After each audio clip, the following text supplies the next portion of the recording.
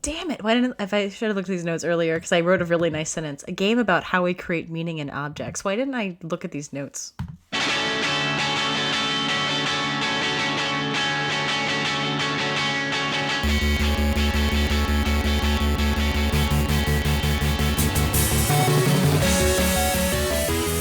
Welcome back to The Short Game. This is the show where we discuss short video games, the kind of games that you can probably pick up and complete in an evening or a weekend. We finished this one in one sitting. But also the kind of games that tackle things that larger games usually don't or can't. This week we're talking about To the Moon, which is a sort of a hybrid adventure/RPG game. It came out in 2011, and I'm excited to be talking about it today. I'm your host, Reagan, and I'm joined this week by Laura Nash. How are you doing, Laura? I'm doing terrific. And, of course, by Shane Kelly, my true life bro host. How you doing, Shane? I'm doing great. I don't know, I said true life there. As opposed to Second Life. Yeah, as opposed to Second Life. He's my World of Warcraft twin brother. Guys, I'm sorry, I'm no longer active in Second Life. Shane, you've Disappointed all of the short game listeners. I've given up my persona. Yuck. I never signed on to that game or any other. I was never a World of Warcraft guy. I never joined even things like Clash of Clans. These large multiplayer things never truly appealed to me. But yeah. I did Second Life for a couple of weeks, and I actually got a great robot suit, and then I quit because there was nothing to do with it. Yeah, there's really nothing to do in games like that, as far as I can tell.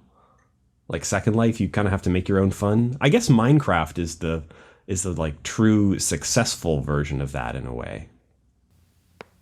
Less personality driven, that's for sure. That's true. So, To the Moon.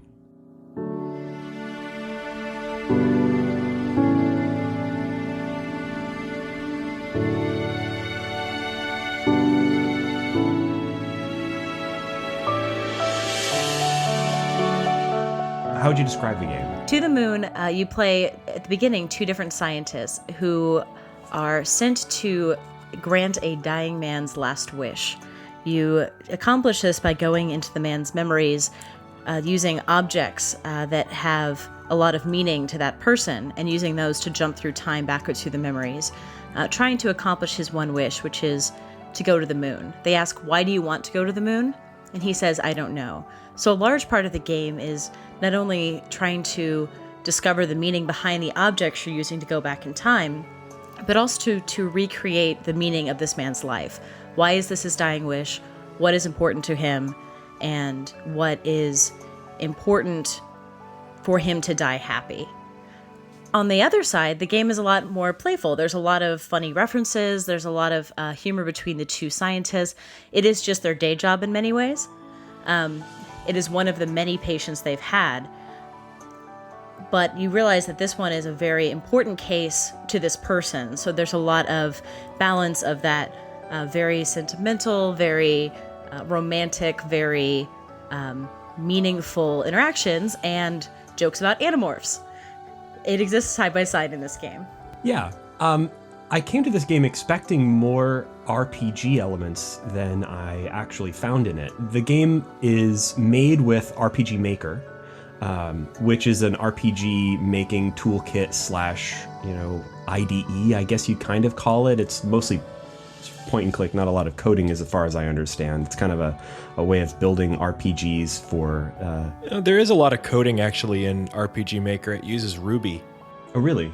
I mean, although I definitely think it's designed to be an easy to use system, which is an interesting thing that, if you take a development environment or a game engine and you make it easy enough to use, it becomes kind of that when all you have is a hammer, everything looks like a nail situation. Yeah. And this game, this engine, which is designed for making stuff that's sort of in the classic JRPG style, has been turned to other kinds of games, and this is a great example of that. Yeah, this game really, to me, feels paced and kind of designed more like a point-and-click adventure game. But it does have that traditional JRPG, SNES-style graphics, top-down perspective. It looks like a RPG from the 90s. But it plays a bit more like a point-and-click adventure game from... I wouldn't say it's... From the 90s? Yeah, I think that you say point and click, but I associate point and click adventure games with a much harder genre where you're really looking for, needle in a haystack, trying to have a bit of a puzzle putting things together. This is a very simple game. The point is the plot. The point is the story. It's very linear. There's no real deviations. You go get the 5 objects. You get the 5 memories that you can then use to unlock the next object to move back in time, for example. That's one of the games. There are some small mini games, kind of like BioShock, where you have a small mini game that just lets you accomplish your next goal. And there are little jokey mini games, including one where it hints at the fact that it's made with RPG Maker, where you fight a squirrel for about a second and a half, and then the squirrel leaves. So there's little bits of things thrown in, but on the heart, you're just walking around, clicking on things, and reading text about them. The point of the game is to investigate this man's life, not to kill a dragon or... there's no even enemy in this game. A Kotaku article I read about the game from back in 2011 when it was released compared it, and I thought this was a really weird comparison, and then it kind of made sense. They compared it to Scott Pilgrim in that it's telling a very personal story using the language of video games. And it's not that it has almost anything really to do with the way that Scott Pilgrim was told. Scott Pilgrim used the language of video games as kind of a visual sort of humor. This kind of uses this video gamey style. It looks and plays like a 90s SNES RPG, just to kind of draw you into a story that doesn't really have a lot to do with that medium. It's not a very video gamey story, but it does kind of use that to give you a path into the story. It's more than an interactive picture book or a story you might read on the internet. It's not a web comic with slight animations. It is a video game, and it feels like a video game when you're playing it, even though it's relatively minimally interactive. And I think they use some of the interface elements of a video game to the storytelling advantage. Like, as I mentioned, you're trying to grant this man's wish. You see his heart monitor every time you go to the menu to save, to check any notes you get on the way.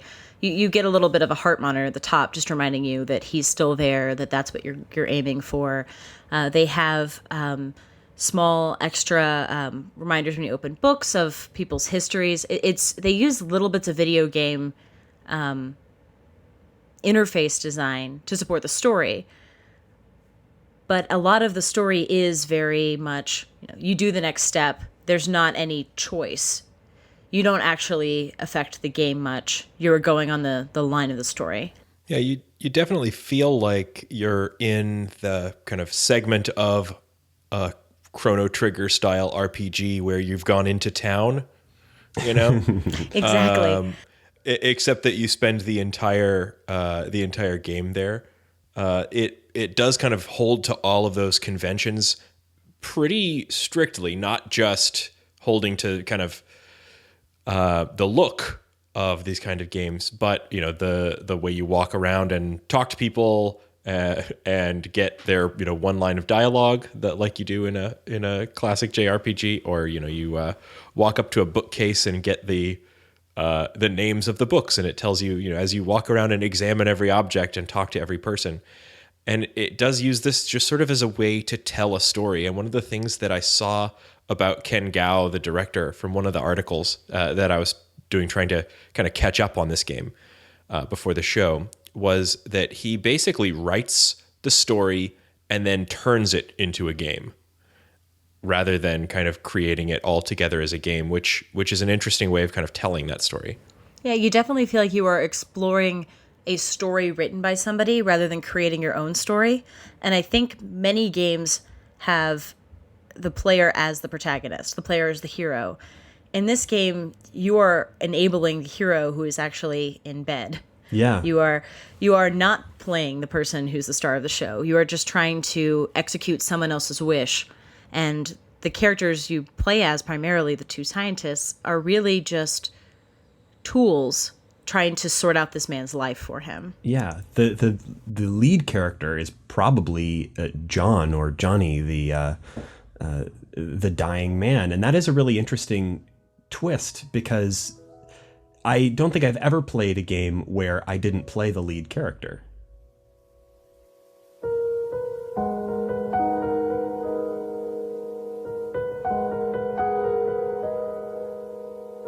So obviously we're sort of dancing around the story because we want to leave most of it for after the spoiler break, and this will be an episode where if you haven't played the game, our spoiler break is going to be pretty shortly here, and we'll discuss the story in depth because it is a pretty in-depth story.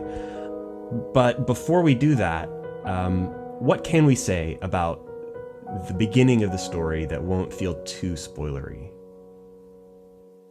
Well, I guess you can say that you start off the story as Dr. Rosaline and Dr. Watts, and they are from a company called Sigmund that, a lot like you brought up Eternal Sunshine of the Spotless Mind. I thought of it more as Total Recall. It's a little bit of both of those. They've got a technology that can change memories, and they're using it in a way. This company uses it to kind of bring comfort to the dying by altering their memories in such a way that they feel like they've accomplished their goals in life. Yeah, so they die without any regrets. So one of the quotes that I took a screenshot of is, people start things with a passion, but eventually they lose that initial drive and slow down. So the game says that we often don't complete the things we want. We don't complete our primary goals in life because we get old and forget them. And what they do is they go back in time and really reinforce that drive so that you don't ever forget what you really want out of life. That's how they change people's lives. I think they probably turn a lot of old people into firemen.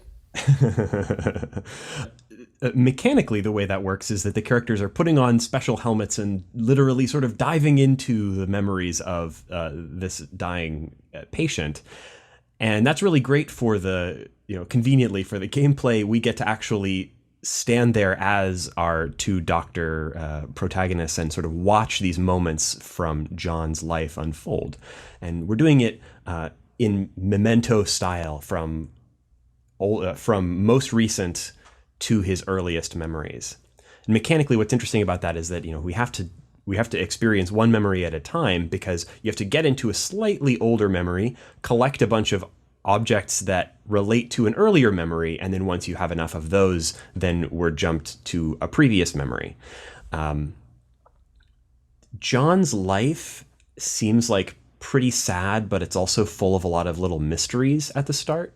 And I thought that was the biggest strength of the story, is that it gives you a little bit of information about John, but so we know that John is an old man living alone in a big old house on a cliff. Next He lives to the with house. Lily and her two young children. Oh, excuse me. I was forgetting Lily. Yeah, and her Lily is kids. his caretaker, I believe, and Yes, she his has, caretaker has two small children who just play the piano and run around. Yeah. That's about it. Kind of they serve as your guide to the house. Yeah. But his wife has passed, and we know this from the beginning of the game. Her name was River. Now, we don't exactly know what happened to River, and there's a lot of other mysteries as well. Why he's living on this old cliff with this big lighthouse, and what other mysteries can we mention without spoiling anything? He's got a locked room in his basement. That's true. Well, there's the biggest mystery, which is why to the moon? Why does he want to go to the moon? That wasn't a mystery to me. That's awesome. That's a very good point. It's a mystery to him, though. They're like, why do you want to go to the moon? I was like, because the moon is incredible. He's like, I have no idea why I want to go to the moon.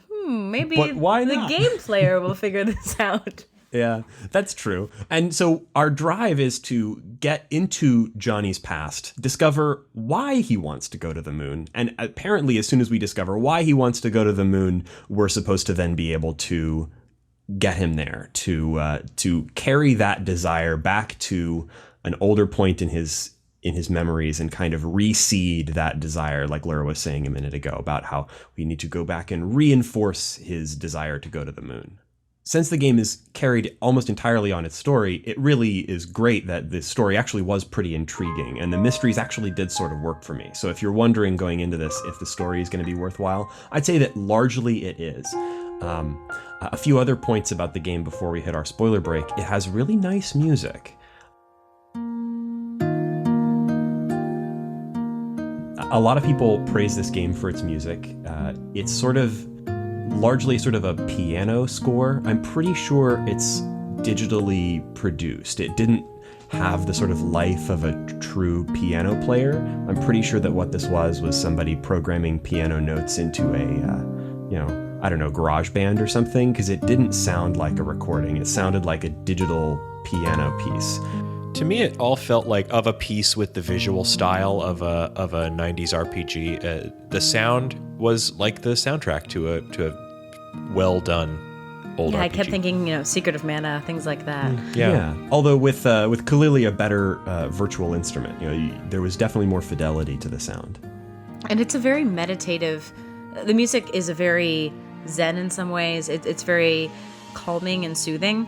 So even as you're investigating and all these things that in typical games you might get very pump up music, this game has no pump up music. It is very calm, chill, and very reflective, which suits the task of recreating memory. Mm-hmm.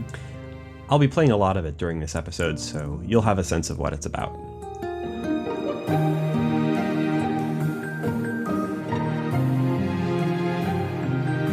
Also, before we reach the spoiler break, I kind of wanted to talk a little bit about our impressions of the game. Obviously, we'll need to go into a lot of these in more detail after the spoiler break. But what really struck me about this game, so the reason that I played it, the reason that I thought it would be interesting to play for the show, was its reception. This game, when it came out in 2011, was incredibly widely praised. I looked up dozens of articles. Essentially, all of them said this was one of my favorite games I played this year. 9 out of 10, 10 out of 10. All sorts of incredible praise was heaped on this game. Do you guys think it lives up to that? I think looking at it now, I think I have a little bit of a different perspective on it than the people in 2011 might have, because we've seen more better story-driven short games in this kind of mode since 2011. And so I wonder how much of that incredible praise came from the fact that this was a very early game to do what it's doing. Do you guys think it lives up to that praise from 2011? Is this still something that people ought to be playing? I think it's definitely still worth playing. I came to this game blind. I knew it was on our list. I knew not to look up any reviews or praise. So I didn't come in with the expectation that this was going to be the best game I'd ever played, which I think also helped me have there was a much more sense of discovery in the game. I don't think, for me, it would be a 9 out of 10. I think that the game is very different tonally than a lot of games, as I mentioned. And I think that the story has enough unique memories, and it's a little bit more sentimental than a lot of games I've seen. It is a hard game to talk about without spoilers. I don't think that it is astonishingly good, one of the best things I've ever played, but I do think that for someone who wants a bit of a break from the more powerful, more violent, more energetic games, that this is a nice little meditation. It's a very contemplative game, and if you're in the right mood for it, go for it. It takes very little time. Do I think it's a 10 out of 10? No. How long did it take you? I think Steam says it took 2 hours. I think it took about 3, but I was pausing quite a bit. I think I took about 2, maybe 2.5 hours. Yeah, at the most. Between 2 and 3. That's all. Mechanically, it's nothing to write home about, but there is a lot of that little bit of execution details that I like quite a bit. Like if you try to go to an area, for example, that's blocked off, the game sound is... There are a lot of nice little details. I'm a sucker like for little sound effects and nice details. And there's plenty of that along with a good story to keep you going for 2 and 3 hours. Yeah. If you're looking for a game that has a really well done sentimental story, this is a good choice. Yeah, I totally agree. I will say, though, that I think, having read a lot of the coverage from 2011 before I played the game, I was a bit surprised having played it, at the level of the praise. I think that this is a game with a lot of strengths, but I do have some reservations about it. And I'll get into some of the details as we talk about the plot in more detail. But I'd say that the writing is largely very solid, but that made some of the places where I thought that the writing wasn't super great stand out. And most of my complaints about the game actually have to do with details of the story and not with mechanics. I think that's probably also partly because this game is incredibly mechanic light. Apart from walking around and clicking a button to talk to people, essentially the only gameplay that you'll get is the little mini game in between memories when you're trying to unlock an object and you're playing a little tile flipping game. So if you're looking for a game with relatively simple gameplay, tile flipping game. yeah, it's incredibly simple. Yeah, and I'll say that I was on board for most of the story, but not necessarily some of the... Well, I was on board for the story of the man's life, but some of the ways that the characters solve the main problem, how do you get to the moon, I was colder on. And I think I was surprised after, when I looked up some reviews, so many people mentioned that this was very cathartic, that they cried quite a bit playing this game. I have a heart of stone, apparently, because I didn't cry or have... I felt emotionally moved, yes, but in that I did not have quite the cathartic moment that many people mentioned, just bawling into their keyboards. And that was not my response at all. Me neither, I'm afraid. I did actually feel pretty moved by the game at certain points. I wouldn't necessarily, if you're an emotionally stable person, I wouldn't necessarily go into this expecting that you're going to break into tears. Will your heart be warmed? Yes. Will you start sobbing? Probably not.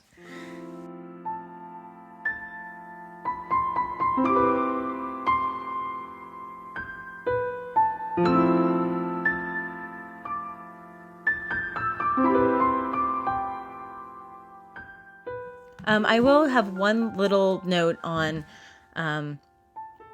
outside of the game, there are some bugs. Oh, yeah, we didn't talk about that. You should be aware of. The game is, for me, it only crashed once. I know other people had more problems, but again, crashing once in a 2-hour game is surprising, and I was cautioned to save quite often. There also are occasionally times where I had to Google how to get off a horse in the game because I thought there was something I hadn't unlocked, and I was actually shocked that when I typed "get off horse 2," it autofilled to the moon. So many people had Googled how to get off the horse, which the answer is you have to click. Like, I just wasn't placing my cursor in exactly the right spot. But there are little clicky, buggy issues like that you should keep in mind if you're playing this game. I ran into a much more severe game-breaking bug that was essentially that there was a memory that you go into where you're watching a couple of characters have a conversation up on the cliff with the lighthouse, and I was walking up to them, and suddenly I found myself clipping through all of the obstacles, and I could walk anywhere, including up into the sky, or off of the cliff and hang there, or up to the roof of the lighthouse, but I couldn't interact with anything, which meant that I wasn't able to click on the thing that I needed to click on in order to move to the next level. And but hey, you get to fly through the sky. It was very exciting, but not good in terms of progressing through the game. And that was another one that I had to Google because actually I reloaded a save and played through that same sequence 3 times and ran into the same bug 3 times. So when I did a little Googling, someone said, okay, here's the exact spot where you need to be in order to get back from this no clip area zone thing and into the, clipping area where you'll be able to interact with things.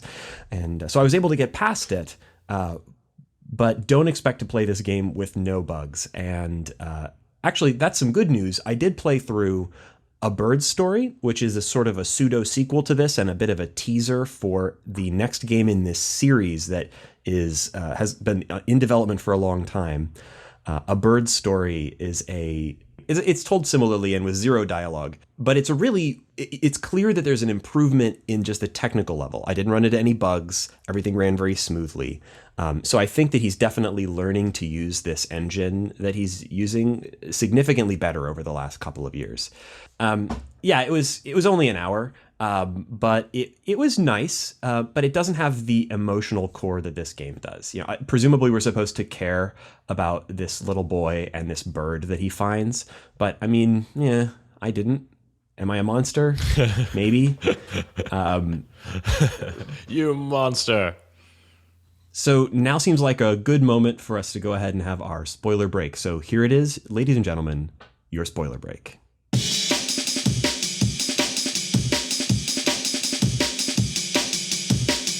Yeah, well, after what we've talked about already, which is that they can do this sort of deathbed wish fulfillment memory wiping that apparently completely overwrites the dying person's memories, which is kind of a I'm not grim really okay thing. with that. Yeah, I'm not cool with that. No.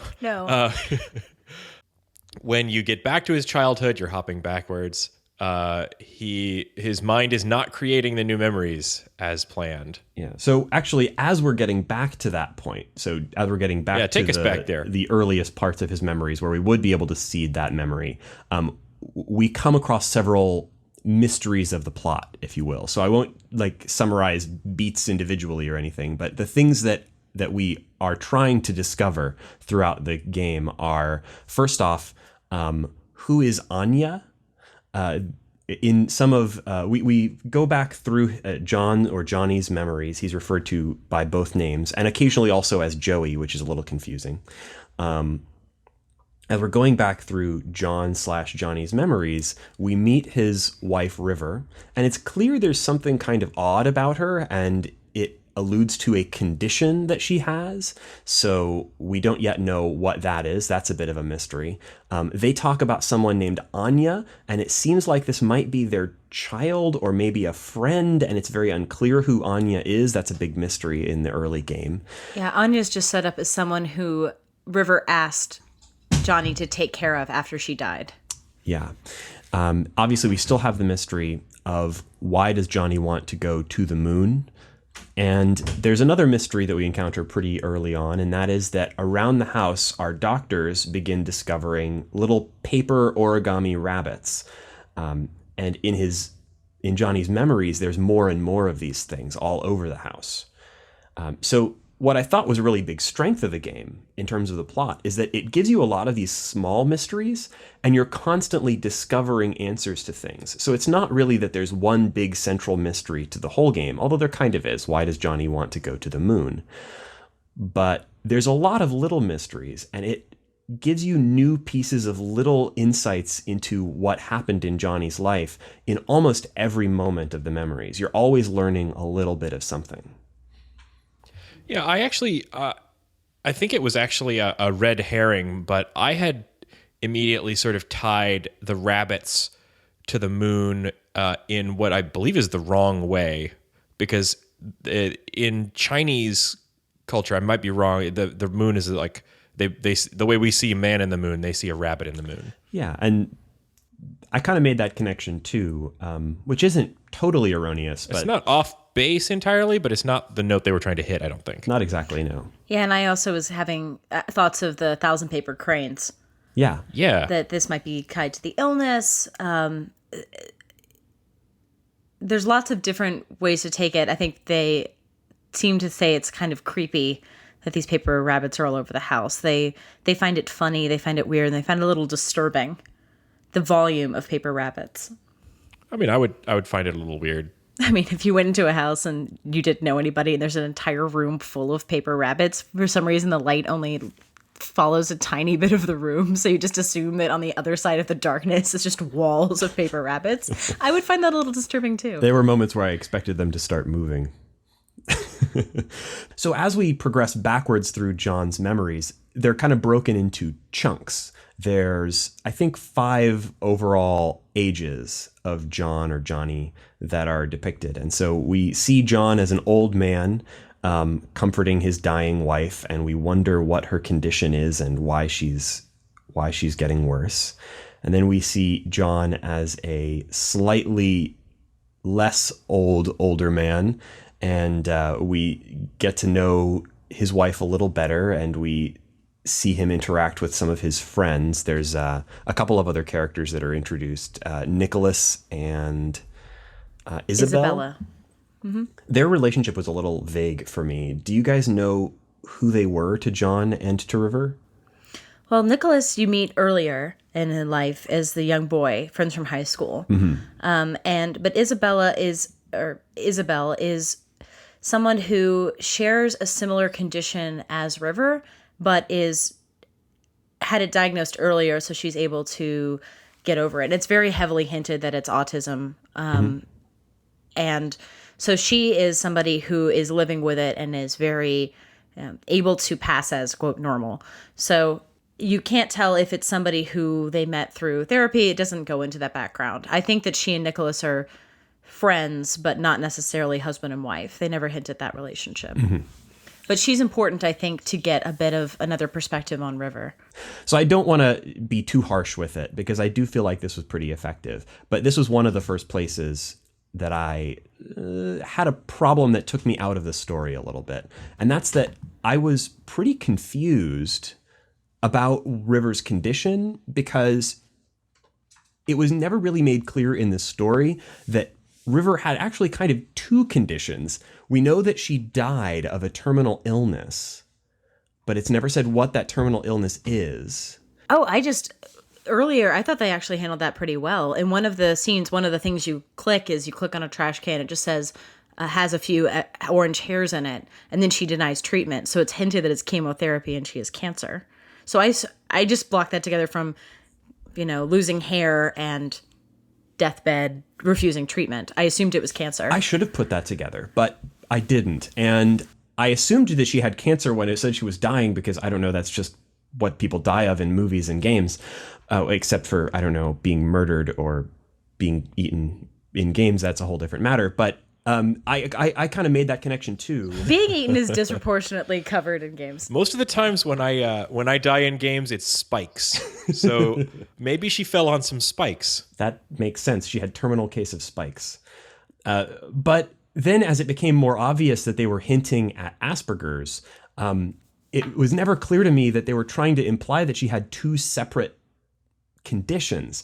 And so for the whole game, I was seeing it as some sort of weird late life onset degenerative terminal version of autism. It really puzzled me and took me out of things to kind of be under the impression that this was some weird made up disease. Occasionally the game was being vague solely to let you have more information earlier in the game, or earlier in the memory, later in the game. So there was one time where people actually have a conversation like, so did you and River talk about that thing? Yeah, I told her about it. It was rough. She got real mad at me about that thing that happened a while back. I was like, okay, one of the memories later will be whatever this thing is. Or they only ever referred to River's, problems as her condition. They never say anything about her actual diagnosis. And there's a lot of examples of things like that where I think this story might have worked better with less mystery and more detail in some places.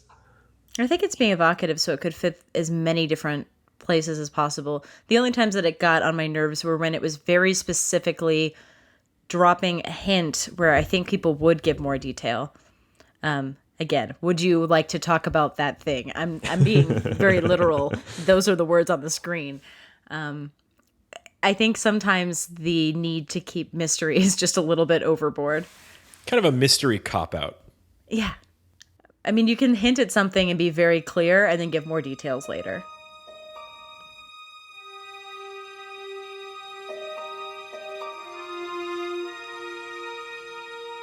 So as we discover more details, we do get answers to some of the other mysteries of the plot.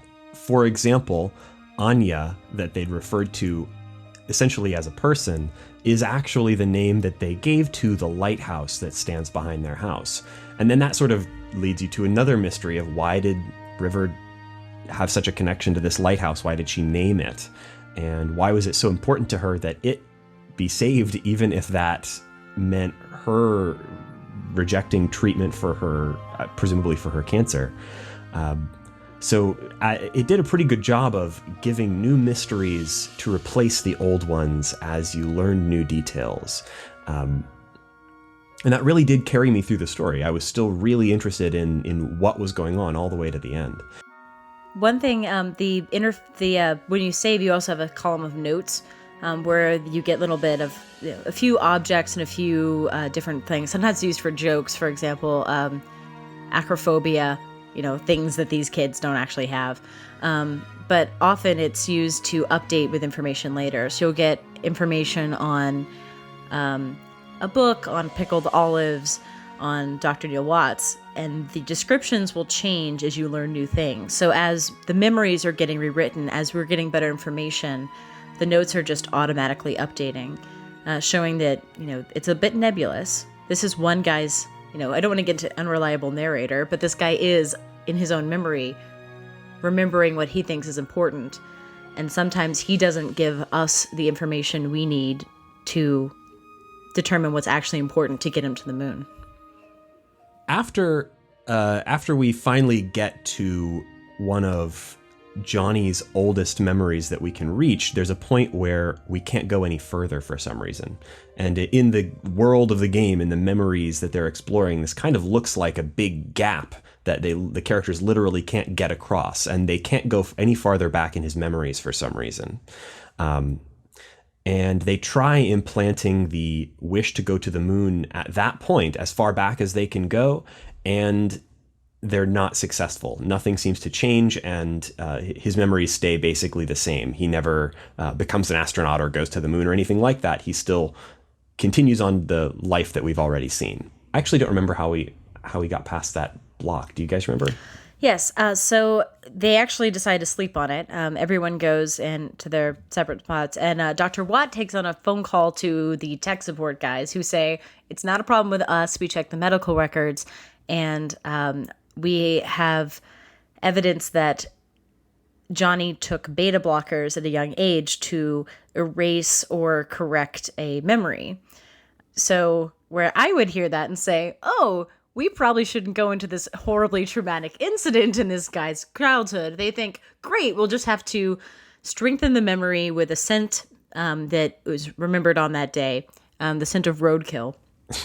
And so you go out and collect the roadkill. Conveniently, you ran over a squirrel in the first scene of the game. Open it next to the unconscious body of Johnny, and this lets them bypass the physical barrier in his mind to get to that traumatic incident.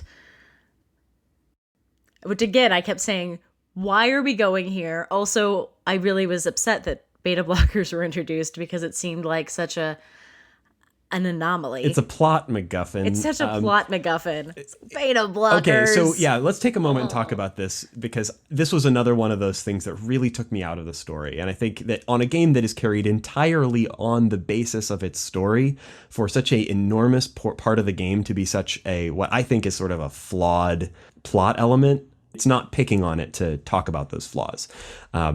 I actually looked this up because when it said that they erased Johnny's memories, that at some point someone had sort of erased Johnny's memories with beta blockers, or at least erased some specific part of Johnny's memories with beta blockers. Yeah, it's like, did he have a heart problem?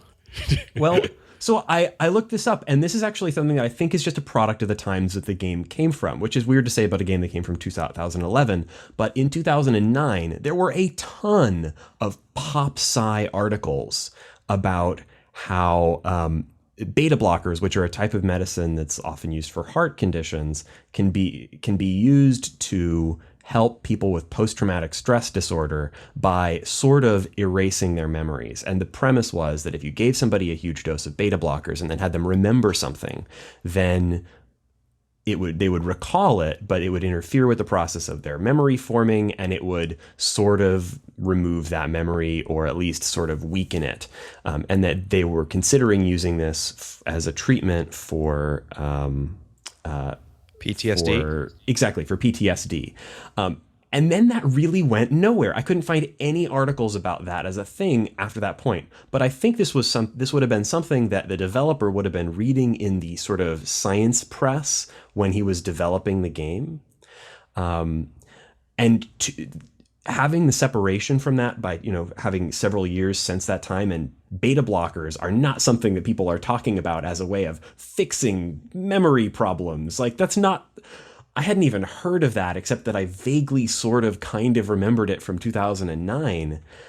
For that to be such a major element of the plot here just rang really false to me. Well, and the solution, I actually had less problem with the word beta blockers did take me out, but I think I had more issues when I actually got to what the incident was. And it was, you, as you're in this memory, you see a piece of roadkill, you see a lot of children playing in the street, and it's revealed that Johnny actually had a twin, Joey, whose mom was backing out of the driveway and hit him with a car, and he died.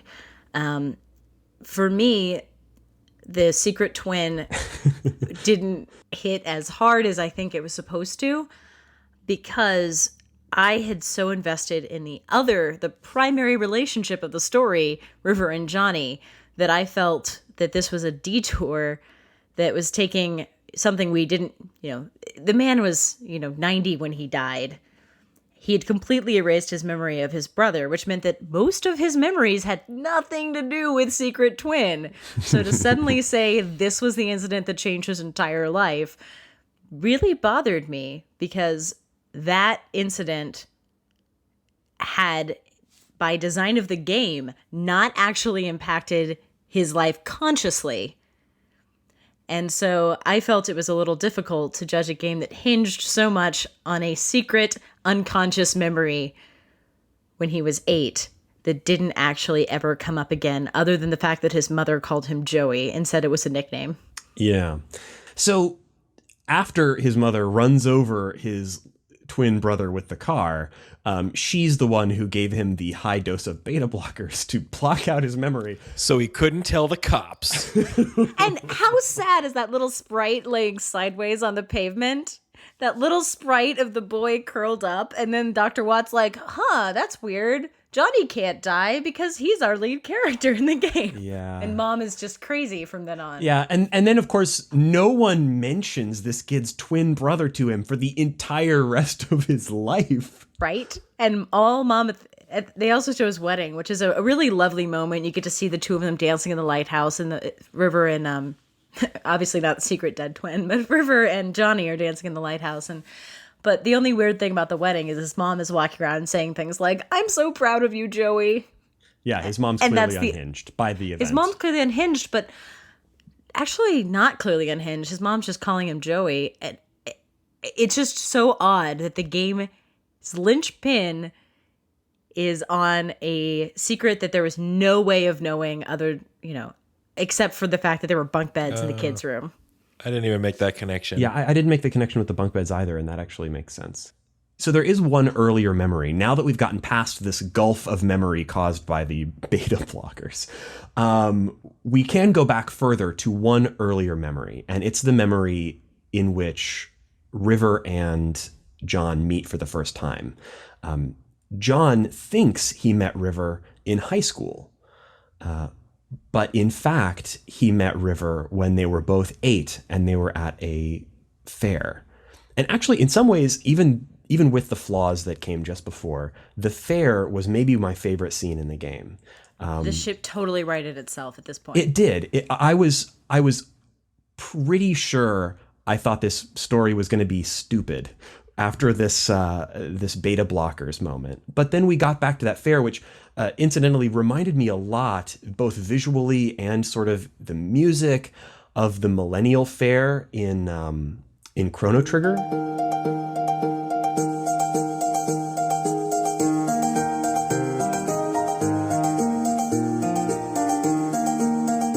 I'm pretty sure it was like a specific reference to it, and it so, obviously I loved that, and so I was immediately like, okay, well, this is kind of like the Millennial Fair. This is kind of neat. I'll keep playing. This will be all right. And you play through some little fair mini games, which are kind of okay, and then River and Johnny meet for the first time. River is this kid that can't connect with other people, and obviously, heavily implied that that's because of some sort of autism spectrum. And she's away from the fair, kind of hanging out on her own, looking at the stars. And John comes to sit with her, and they have a very sort of nice scene that I thought was really sweet. where they looked at the stars together and they invented constellations. And the constellation that they invented was a rabbit, with its belly being the moon. And as John is leaving, they agree to meet there again later on. And as an offhand comment, he said, River says, well, what if we can't? And John says something like, well, then we'll meet up on the moon. We'll regroup on the moon. And this conversation is so important to the story that the entire art style changes. We've been seeing this, typical JRPG look, but suddenly it's a hand-drawn cutscene. It's in a very, there's lots of grass and rich colors. There's no more pixel art. And they have this conversation looking out on the bench. And the language is very evocative and beautiful. And it becomes, again, I said the ship righted itself. It is a moment where the story realized what was important to the story, invested time in it. The writing there is very polished, very good, very evocative, very emotional. And you understand why losing this memory would haunt Johnny. Yeah.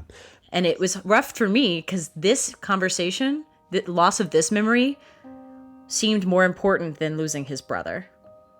And I think the game wanted me to see them on equal weight. Well, I think actually, in a sense, the game does see losing this as more important than losing the brother. Losing the brother is the moment when Johnny loses his memories of basically everything that happened before that in his life, but River doesn't lose those memories. And so the essential, conflict of the story is that River wants Johnny to remember this incredibly meaningful moment when they met that shaped her entire life, and she marries this man. But Johnny doesn't remember it and only remembers meeting River as a sort of a dare in high school. And so because she's not able to express herself well, she tries to get Johnny to remember this memory for the rest of her life by folding paper rabbits and hinting at things about the stars, but never truly sort of just saying, why don't you remember? Which actually emotionally did kind of get me. You're right. I think saying the ship righted itself is an incredibly good way to put it. But that's not the end of the game. So we get a sort of a conflict between the two doctors. The two doctors are a little bit different personality-wise. Dr. Watt is goofier. He's the kind of guy who earlier in the game just hops on a horse and then runs off and gets, sort of trampled by the horse. But it's a game. He's fine. Ava's, or Dr. Rosaline is much more cautious, much more serious, keeps telling him to take the job seriously, that there's a job to do, that the man is dying. Yeah. So once she sees a way forward, she grabs it, and she decides that the way to solve this is to remove River from the timeline so that Johnny will go to the moon. Because if he remembers that conversation, he remembers that drive to go to the moon, and River is no longer there, that he will go to the moon to find her. Whereas, Neil's unsentimental. He's kind of a joker, but through the plot, he's kind of picked up. Now, and that's not to say that he's gone all in on this relationship. He has. He's really gotten into it. He's totally a shipper. Yeah. But and Ava, she is actually a sentimental person. You get this sense she's the one that's more observant about the different characters' emotions, and so it's actually an interesting dynamic there, that the one who seemed to be the slightly more sentimental one actually is the one who wants to just buy the book, get the job done. He said he wants to go to the moon, and his relationship with his wife be damned. We're going to rewrite his memory so he goes to the moon. Whereas Neil, who seemed to be only just interested in this as a job, actually thinks that that's a horrible idea, removing the central relationship of his life, his relationship with River, just to make him an astronaut. That seems like a horrible betrayal. So Suddenly they're in conflict, and you're controlling Neil, trying to stop Ava from overwriting all of Johnny's memories with a timeline in which River never existed, or didn't exactly never exist. She leaves the earliest memory when they meet, so that he'll have that drive to go to the moon, but then she's gone from the rest of his memories. Yeah, and it's an interesting conflict because it's really his desire. I don't think was to go to the moon. His desire to go to the moon was a reflection of his desire to reconnect with his wife. Exactly. But what he wants and what he says he wants are now two different things, and we're pulled in those two different directions. This really reminded me of the sort of third act of Eternal Sunshine of the Spotless Mind, and I think that's why this game gets compared to that so much. Not so much just the fact of the setup, where diving into people's heads and changing their memories, but more specifically this, which is this race against time and through this man's memories to try to save this relationship, this memory of a relationship. So after a series of increasingly odd little mini games where zombie versions of one doctor chasing the other, they actually end up, you see the memories getting rewritten, and you eventually end up at NASA. And Dr. Wyatt is a little bit forlorn because this means that River has not re-entered his life. And you explore NASA. This was one of my favorite things about the game, is that it was pretty amusing when they did finally get to NASA. NASA's just this big, office building with like 4 floors. And they're like, oh, hey, it's the new astronaut. And the characters comment on this a little bit, that this doesn't seem very true to life, but it's true to life enough for Johnny's memories. This is Johnny's picture in his head of what NASA is supposed to be like. And it's just this 4-floor office building. It's a 4-floor office with there's a computer lab, there's a centrifuge, and then there's a launch pad, and that's it. There's also some funny commentary. They look out a window and are like, oh man, that you can only see the middle of the space shuttle. And they're like, oh man, that tip and the bottom of the space shuttle are just gorgeous. Pity anybody who can't see the top and the bottom of the space shuttle. Yeah, that was another of the really great moments of humor in this. The humor really tends to comment on the sort of gaminess and how sort of out of place the video gaminess of this is in such a sentimental story. But it did a great job of using that humor to kind of lighten the mood. And here, this plot is accelerating. We're moving towards what we know is going to happen, what we've known was going to happen from the very first time we saw the title on, Steam or wherever you saw it, because we know this game is about going to the moon. And we finally see that John is ready to go. He's ready to go to the moon on a space shuttle, which, sure, why not? We'll send a space shuttle to the moon. Yeah, they have landing gear, I guess, and you could do that. In Johnny's mind, the space shuttle goes to the moon. That's fine. Exactly. Yeah. He's like, yay, I'm going to be an astronaut. In a couple of years, I'll get to go to the moon. They're like, oh, we have another new recruit. And in walks a very well-tailored version of River. And Dr. Watt says, I thought you deleted her. It's like, no, she just moved.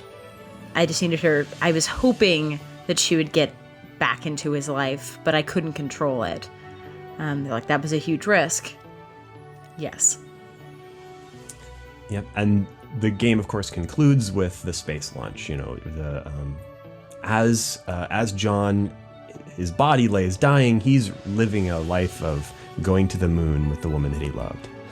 And as the very last beats of his heart go, she holds out her hand to him, and he takes it.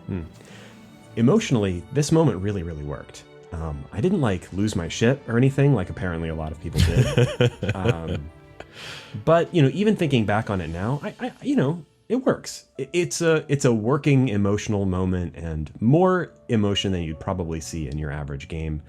Now that we've talked out the whole plot, now I guess we can commence dumping on it a little bit, right? Oh, I was already doing that about the beta blockers. Yeah. Sorry. No, yeah, absolutely. I already did. I mean, I actually like this game. It sounds like more than in anybody, but I think for me, I really liked the game independent of what I thought were some really flawed side plots. I'd say I feel the same way, although I think that the biggest critique I have of this game, and I'm not sure how well I'm going to really put this because it's a little bit of a soft thing.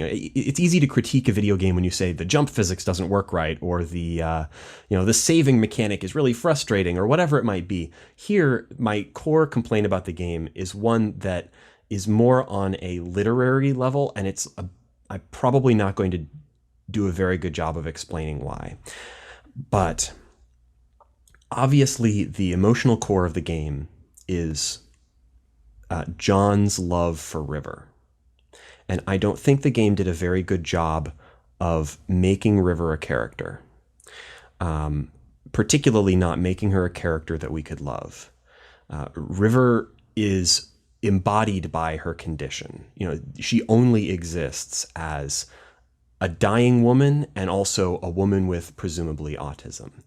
I feel like we didn't see in her what presumably John did. I didn't see why this was the defining relationship of his life. I only saw that he met her when he was very young. I met a lot of people when I was very young, but they haven't defined my entire life with love for them. I think that we didn't see why that happened. And that was the mystery. And when it was revealed, he met her when he was very young, younger than we thought, and they looked at the stars together, I just didn't feel it. I didn't buy it. Well, I buy that moment of connection, but I think it is difficult to know that they were aiming for that kind of moment of connection the entire game. You don't realize that they're disconnected. There's a scene where he says, I want to be with her because she's not normal, which was never fully countered the entire game. Yeah. It was colored slightly differently in that the scene where they look at the stars, because you realize that he could treasure her because she sees rabbits in the moon. Like instead of just doing a constellation with stars, she's the type who just considers the moon another star, that she has a unique take on the world. But the game cuts out her unique take on the world. Yeah. Through most of the piece, and her side little strategies to get him to remember the past. It seems like she ends up living in the past much more than he does. And it's a bit of a tragedy because I did like a lot of aspects of her character, but she is so defined through Johnny. Yeah. That she, with maybe one memory where she does something, like I think we could have fleshed her out pretty easily, but I think he thought enough was covered in her love of lighthouses. All of her quirks were defined through, she is a photographic memory. Mm-hmm. She really has an obsession with lighthouses. She has trouble connecting with people. She's getting diagnosed by a doctor. Mm-hmm. You don't see her do anything that is not related to her cancer or to her condition. Yeah, she's an autistic pixie dream girl. Yes. And we don't see their relationship grow either. We see them meet and we see some connection there. But then obviously Johnny forgets why he has a connection with this girl because of the beta blockers. And so in a sense, we see River love him, but his whole life we see Johnny love her without knowing why, which is an interesting take. But I feel like if that's what we needed more of her perspective, or we needed more of her character to see that love for what it was. I don't know. I'm not a great literary critic, and so I don't feel like I'm really qualified to explain why I felt that this aspect of the game was so imperfect. Well, I think you want in a relationship, you want to love both characters. And in this game, especially if you're delving so deeply into one person's memories, you need to make sure that the people that you have to invest in that are secondary characters feel fully actualized. And I don't think it's a literary objection. I think it's one that you see quite a bit. And it's in any case where there's a relationship, you have to care about both characters. And I cared about River, but more intellectually. Mm-hmm. I knew that I had to care about her because she was important to Johnny. And that was enough to give me some emotional movement, but not enough to reduce me to a sobbing hunk of mess on my keyboard. Yeah. I think this game would have been more interesting if we'd had, I don't know how they would have had to have reworked the plot, but I would have loved to have had scenes from River's perspective. Obviously, this was entirely through Johnny's eyes, but I don't know. Put them both on their deathbed and dive into both of their brains. I don't know. It wouldn't work in the plot, but I really wanted more of River's take and River's perspective. And it was very hard to get that because, well, she's presumably autistic, so she's not telling anybody in the world of the game what she's thinking. It was that. So that was the thing that really, after I finished the game, I thought, well, that was pretty good. And then afterwards, this ate at me. And I don't think I could give this game the kind of praise that a lot of reviewers gave it in 2011 because of this aspect of it and a few of the others that we've talked about. And the game did get a ton of praise. It was Game of the Year on a lot of lists. It was best story on GameSpot's 2011 game rankings. It had, I think, the highest user-rated Metacritic rank for that year. Yeah, and I completely understand why, if you didn't question how much of a person River was, you would adore this game. But I really think that if you couldn't invest in her, it didn't work. Yeah. A lot of people love this game so much. What do you think that says about the reviewers or about the culture of, I don't know. I think a lot of people are starved for relationships in games. Yeah. And I think that there are so few games that really deal with in depth with a romantic relationship. A lot of romantic relationships in games are very shallow. It's a genre that is normally not covered by games unless it's in a superficial, this is already the love of my life, or this person I met in the game is going to be my love of life because game dictates it. Yeah. So the or fact you that get this the game, Dragon Age style thing, or where you can pick from among a harem of possible romantic options. And there are so many harems, and sometimes it's just like, hey, these two characters are going to go have sex in the back room.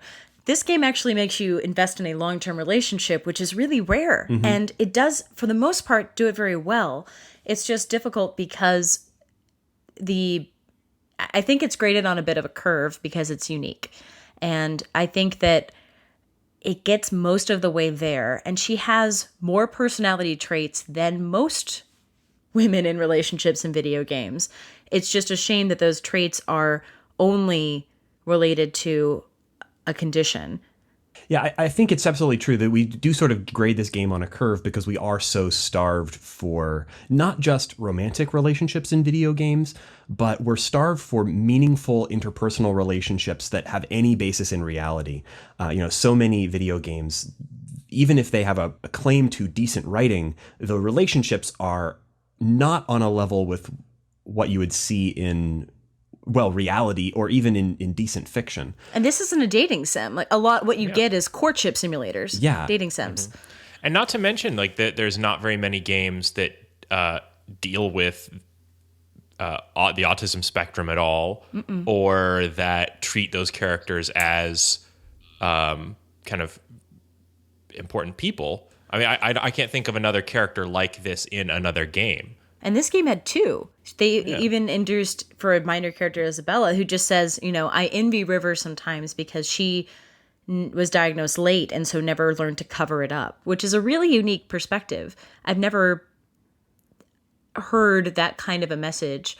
I didn't know that existed. I didn't ever think about someone who's pretending, feeling like they lost part of themselves.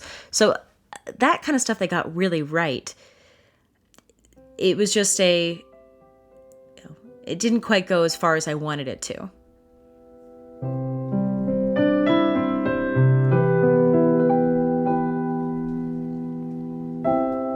Short steps, deep breath, everything is all right. So final verdict, I suppose, would be, yes, we think this game is worth your 2 hours. Imperfect as it is, I think it's a really interesting game. I deeply enjoyed the characters most of the time. I definitely. And I hope you didn't listen to this if you hadn't played it, because I think most of the game's joy is in the discovery and letting yourself get pissed at. I think I learned more about how I react to games by what I got pissed at in this game than anything else. So, of course, this game will sometime, presumably this year, I think, be followed by a sequel called Finding Paradise. Finding Paradise, I'm looking forward to playing it. I'm hoping that it brings back sort of that emotional aspect that I thought was a little lacking in a Bird story, and I'm looking forward to checking it out. Do you guys know what our next game is? Machinarium? I think so. Yes. So unless our order gets messed up again, our next episode is going to be Machinarium, which was recommended by Laura. Laura, give people a little teaser. Oh, What did you? I recommend it wholeheartedly as well. Oh, good. It is a great game. Yeah, Machinarium is a point-and-click adventure game that is done by a very good, very distinctive illustrator about a cute little robot who's lost his girlfriend. It is beautifully illustrated. So It is I'll gorgeous. try and put a quick picture into the show notes, or you can just Google it. But Machinarium is a really neat game. It was in Humble Bundle 10, so if you're one of those Humble Bundle collectors like me, you probably already have it in your Steam library someplace. And if you're like me, you probably never played it. So now would be a great time to go back and check that out and give us your impressions. You can tweet at our show at @_short game. Or, of course, you can tweet at me. I'm Reagan, and I've been your host today. You can tweet at ReaganK. I spell that funny. It's RayGanK. Laura, where can people find you? You can also find me on Twitter at Laura J. Nash. And Shane? At 8-Bit Shane. That's me. Terrific. And of course, you can also check out our website where we've got some new updates that, first off, the website's less slow now. I don't know if you've noticed, but the website's much faster than it used to be. It's still slow, but it's a lot better. We fixed some bugs. And of course, there's a new page on the site that'll let you check out our upcoming games list. We would love to hear from you with suggestions for games to add to that list, or if you see games on that list that you're particularly interested in hearing about, let us know so that we can structure our order and priorities. We love to hear from you guys. Thanks very much, and this has been another great episode of The Short Game. All